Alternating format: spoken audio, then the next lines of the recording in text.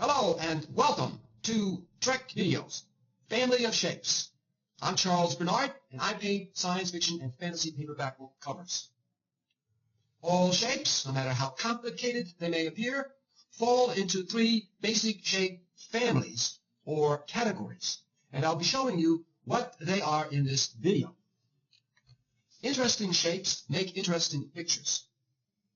Shapes are one of the primary and essential ways of making your pictures interesting and meaningful. They can communicate a mood and identify the subject. Without good shapes, it really doesn't matter that much how well you've rendered or how skillfully you've painted the subject. If the shapes aren't interesting, that subject isn't going to be interesting, and it's not going to hold the attention of the viewer. They're going to walk away rather quickly. There are certain elements that contribute to making shapes exciting, interesting, and meaningful, and I cover those in the Art Trek video series on design and composition. So if you want to learn more about shapes, you might want to check out my Art Trek video series at my website. I'll be giving you my website address at the end of this video. And now it's time to begin. These shapes, the triangle, circle, and square, are the basic or primary shapes from which all shapes are derived, no matter how complicated they may appear. Every shape can be traced back to one or more of these basic geometric shapes.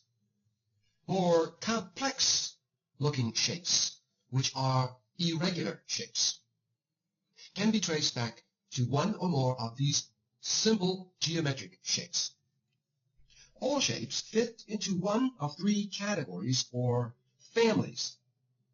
There are the curved family of shapes, which of course are derived from the basic shape of the circle because of their curving character that they have, such as this shape. This is an irregular shape as opposed to a geometric shape.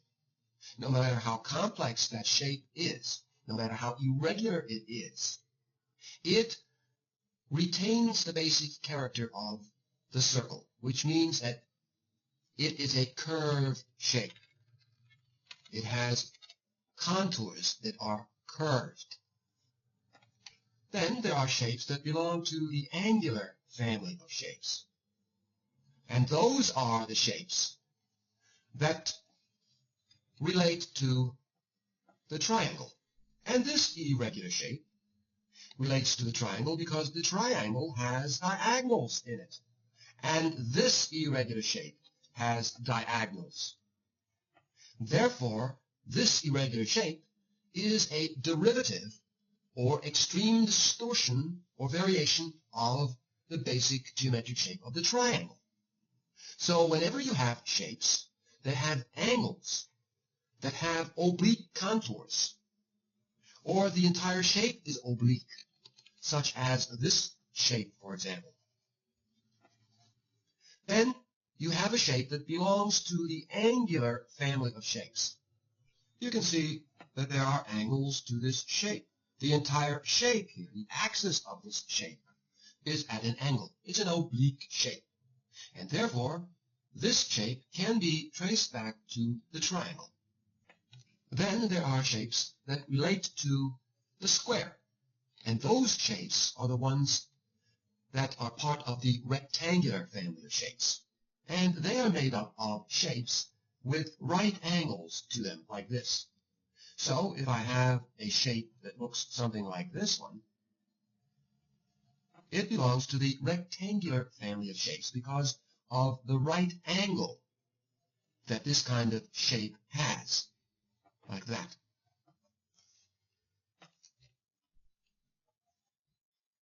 This irregular shape here belongs to the rectangular family of shapes because, like the square, it has horizontal and vertical contours.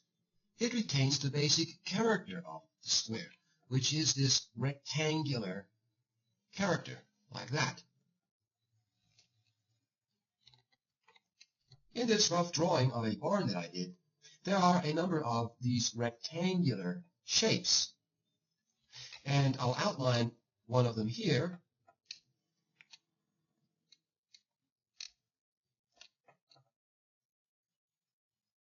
Now, even though there's a diagonal here and a diagonal here, these diagonals are very close to the horizontal, and therefore this shape feels like it's part of the rectangular family of shapes rather than another family of shapes. And you can definitely see this rectangular character that this shape has, just like this shape here. There's another rectangular shape right here.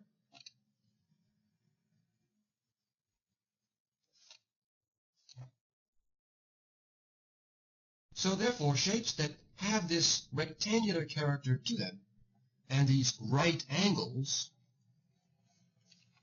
belong to the rectangular family of shapes, just as the shapes that have a curving character to them, like the circle, belong to the family of curving shapes, and shapes that have angles or oblique contours to them, or where the entire shape is oblique, belong to the angular family of shapes.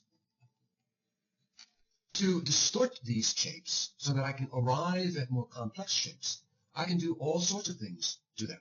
I can cut them, twist them, bend them, repeat them, like this, for example.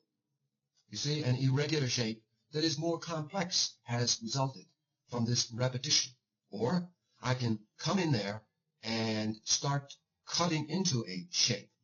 For example, the circle. If I cut into that shape like that, I can create a more complex looking shape, an irregular shape. Here's a rough drawing of a football player to show you that this figure has shapes that are curved shapes that relate to the circle. And these curved shapes belong to the curved family of shapes. So even though you don't see a circle here in this shape of the figure, because it has these curving contours, it relates to the circle because the circle is curved. It is an extreme distortion of the basic shape of the circle. Just as I distorted the circle with this shape by cutting into the circle and creating this extreme distortion of the circle. This tree here with its curved contour like that is part of the curved family of shapes and relates to the circle, as do these shapes here of the chickens, because as I'm outlining the contour, you can see that there are curved contours to this chicken forming a curved shape, and therefore it belongs to the curved family of shapes, which in turn is related to the circle. These hills in the background here are curved shapes, as you can see, and then another one back here. Then this chicken is a curved shape, as are all the other chickens. And now I'd like to turn your attention to the triangle. I could cut into it like that and create a more complex shape. Or I could stretch the shape, like stretching this triangle, for example. I could further distort the triangle by cutting into it like this. But no matter how much I distort the shape, the basic character of the triangle shape needs to be retained, which is its angular character. And because of that, it belongs to the angular family of shapes.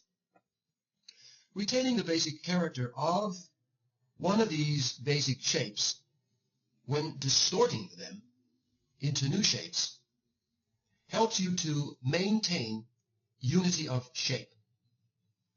So this triangle shape, which I have distorted, is a unified shape because the majority of the contours here are oblique or diagonals with one horizontal at the bottom here. And because the majority of contours are angular, there is a unity of shape here. Different families of shapes could also be combined to create more complex and interesting shapes, but you have to be careful so you don't lose the unity of the shape. I'll give you an example where I combine the curved family of shapes with the angular family of shapes. And here's what it looks like. You can come up with some interesting shapes when you do this, but remember to have one particular character dominate over the other. Something like this shape, for example. Then you'll wind up with a shape that lacks unity. Here, the curved contour and the straight angular contour are too similar in the amount used. Therefore, neither the curved nor the angular contour clearly dominates over the other. Here, that is not the case because clearly it's the diagonal that dominates over the curve in terms of the amount used and the size of these diagonals. So even though this angular shape is combined with a curved shape, it still retains its unity because of this dominance of the angular character of the shape.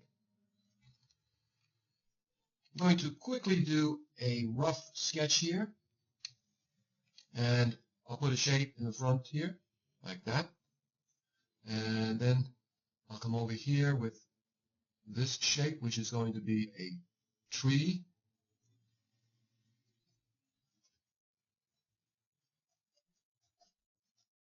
Something like that. I'm working very fast, as you can see. And then over here, I'll put another tree further back in the distance. And there's a road coming around like that. And then right over here, I'll indicate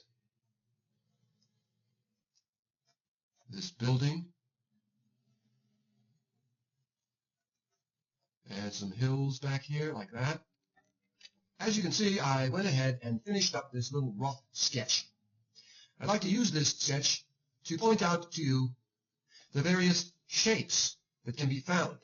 For example, the shape that falls within the angular family of shapes can be seen right here, for example. This rock has this angular character to it. Also, this shape back here has an angular character to it, like that, these angles. And that falls within the angular family of shapes, and so does this distant mountain and this distant mountain. This large tree has an angular character to it and belongs to the angular family of shapes. See these straight lines at the contour that form diagonals, like that? And that's why this shape belongs to the angular family of shapes, which is derived from the triangle. You can clearly see that the character of this tree shape is definitely one that belongs to the angular family of shapes. Next, I'd like to show you the shapes that belong to the curved family of shapes, and those shapes can be seen, for example, in this tree. You can see that the contour of the tree has this curving contour, and therefore this shape belongs to the curved family of shapes. And also, there's this road here, and you can see how that road curves around. That's definitely a curved shape. And lastly, shapes that belong to the rectangular family of shapes, and those shapes can be seen right here. I'll enlarge this, and you can see that this building here has this rectangular character to it. The contours are comprised of these right angles, and also this shape here. Like that, if I follow it around the leg of this spacecraft, has this rectangular character to it. This shape here is also a rectangle, as well as this small shape. So you can see that all of these shapes have this rectangular character to them, and therefore they belong to the rectangular family of shapes, which are derived from the basic shape of the square. And here it is again, without the red lines, so you can clearly see the rectangular shapes in these objects. The inside shapes of this building, as you can see, are rectangular shapes. The whole building is comprised of these rectangular shapes. And also these little shapes here, like that. The spacecraft, as I've already pointed out, also has these rectangular shapes, but in addition, it also has these angular shapes. You see these little angles. And also for the legs of the spacecraft, you see these angles, and therefore the spacecraft has a different kind of shape added to it, in addition to the rectangular shapes. And I pointed this out to you earlier, that you can combine different families of shapes, such as I've done here by combining the rectangular family with the angular family of shapes, and thereby creating an interesting shape. So this little rough sketch contains all three families of shapes, which you can add to a picture. It makes the picture even more interesting because of these different shapes. However, you have to be careful so that they don't all compete with each other. One of these family of shapes must dominate your picture. Now, if you're not familiar on how to create dominance of shape or dominance of all the other elements of design, then you might want to check out my Art Trek video series, in which I show you exactly how this is done. This series exclusively focuses on design and composition.